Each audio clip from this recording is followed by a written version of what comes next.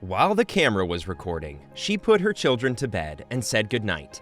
As she waited, she hurried to her room, but nothing happened. Were the twins aware of her plan? Was this all a well-constructed prank?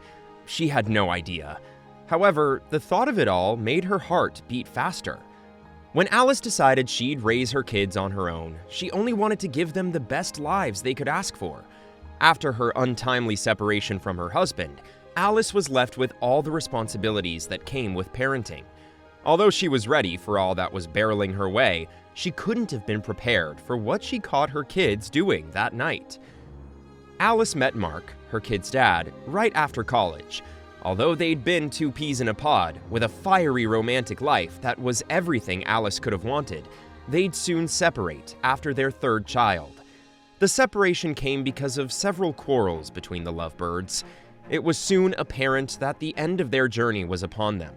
But there was something they couldn't deny. Despite their love life floundering, Alice and Mark couldn't ignore that their lives together had given them three of the best kids one could ask for. Mark assured Alice that he'd always be in their kids' lives, and although she didn't like it, she knew she couldn't deny him or them an opportunity to bond. The separation saw Alice move with her kids to a new house in Oregon. She'd found work as a personal assistant and saw it as the perfect start to their new life. The family packed all their belongings and began their move. Alice settled in one of the state's small towns with her kids in tow.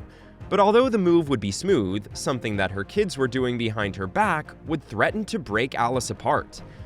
Among Alice's kids were two 8-year-old twins and a toddler. The twins, Kayla and Brian, were in middle school, while the last, Jean, was still too young for school. To add to this, Jean had been diagnosed with leukemia, news that broke Alice at first, but now made her ever vigilant with her little angel. She had no idea what the twins were doing to Jean while she was usually away. A typical day in Alice's new life usually consisted of taking Kayla and Brian to school, Jean to the pediatrician and daycare, then going to work. While she was at work, the twins would return home from school in the afternoon. A daycare worker would bring Jean over, and the two would watch over him until Alice came home. If only Alice knew what they were doing to her baby boy. Alice first noticed something was afoot when she realized the twins rarely left each other's side. Those two rarely got along, always fighting over the most mundane things. Although Alice knew she should be thankful that they were finally getting along, she couldn't ignore that they were always together, cooped up in their room and talking in hushed tones well into the night. The idea of Kayla and Brian hiding something from Alice gave her sleepless nights. She couldn't pinpoint what they were doing, and the two bringing her little angel into their mischief only worsened matters. Alice loved all her children equally, but with Jean's condition, she was ever vigilant. She decided to install cameras in the house when she noticed that they'd roped Jean into their activities. Alice had always been extra tender when it came to her lastborn. The amount of cancer therapy Jean endured every week was heartbreaking, and she couldn't bear to have him face any other pain in his young life. When she noticed the twins sneaking around the house that week, whispering and giggling, she'd been happy that they were finally bonding. But then, the noises from their room at night raised her brow. What the cameras would reveal would wrench a cry from her. Alice spent the night scouring the internet for the best security system to help her unravel this mystery. After hours of searching, she found the perfect one that was also in her price range. She placed an order for the system with furrowed brows. Although she hated being moved to spy on her kids, she knew it was the only way forward. Alice had considered asking Kayla and Brian what they were usually up to late at night instead of sleeping, but her paranoid mind had answered these questions, pushing her to assume the worst. It all seemed to change when the twins started including their little brother in whatever activities kept them up at night. The paranoid mama was beside herself with worry. She would catch them in the act. A few days later, Alice's package arrived at her doorstep. As it was already evening, she sneaked the large box into her room and hid it in the closet. She didn't want her kids to know what was happening, and this element of surprise would give her the edge she desperately needed in this war of hidden secrets. It was on. Alice considered installing the cameras while the kids were asleep, but this would be void as the twins rarely slept at night. They were great at pretending to be asleep, given the number of times she'd tried to sneak in and catch them in the act. If she was to unveil what they were doing, there was only one way forward. Alice waited until the following morning. She called her boss to ask if she could spend the day working from home, as she had an emergency that demanded her presence at the house. Her boss was a good woman. She agreed to Alice's request, asking her to take as much time as needed. But this change wouldn't interfere with Alice's morning routine. As she'd always done, Alice woke up early and started on breakfast. She packed the twins' lunch and hurried to wake them up for school. Afterward, she got Gene ready for his chemo checkup before they all converged at the table for breakfast. Alice drove the twins to school, then took Gene to the pediatrician before returning with him. Now she could proceed with the next part of her plan. Alice set Gene in his playing crib and set out to install the cameras. The box came with an easy-enough-to-follow manual, and after an hour and a half, Alice had everything installed. She had everything hooked onto her laptop and would be able to watch it all from the comfort of her room. Now all that was remaining was for the twins to come home. The twins were surprised to find their mom home that afternoon.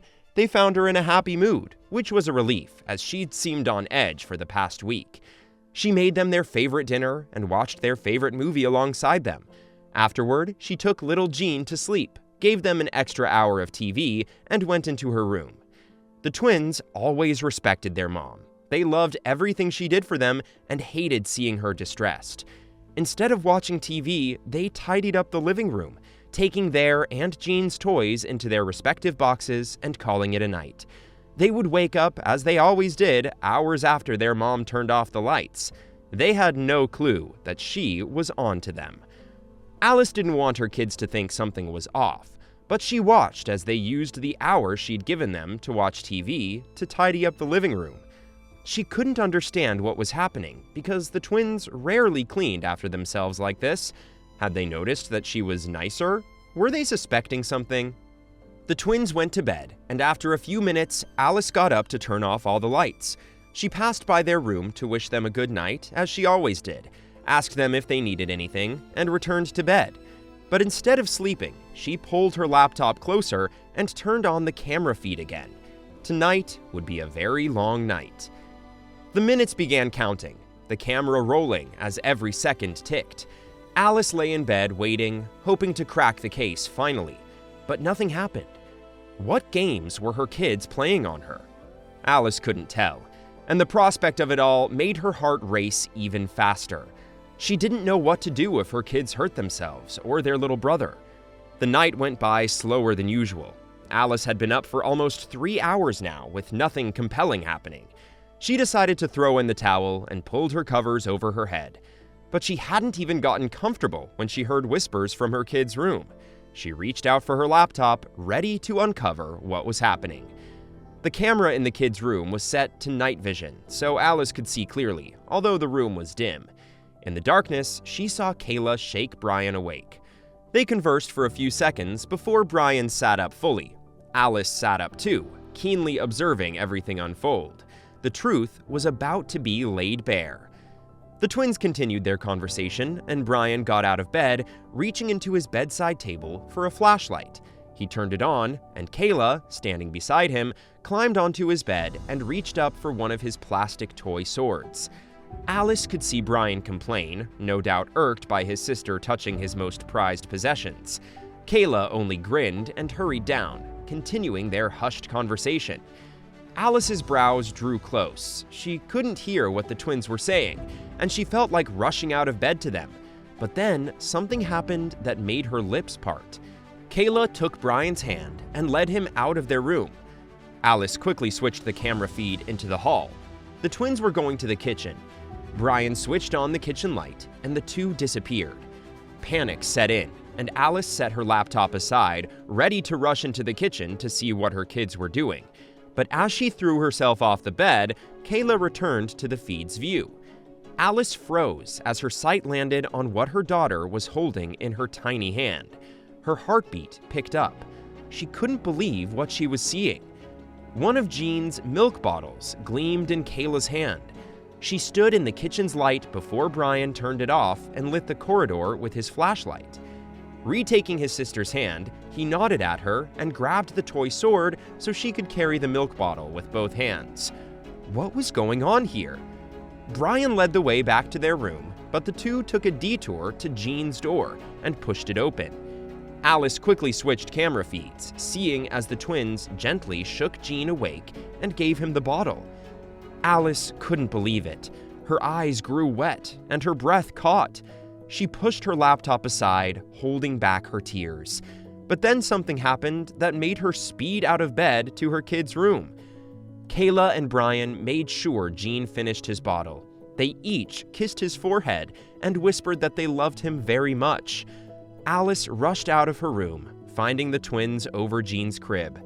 They jumped back, startled, but she hugged them before they could start speaking. "My beautiful kids," she said mid-tears. "What's happening here?" "We're helping with Jean," Kayla said.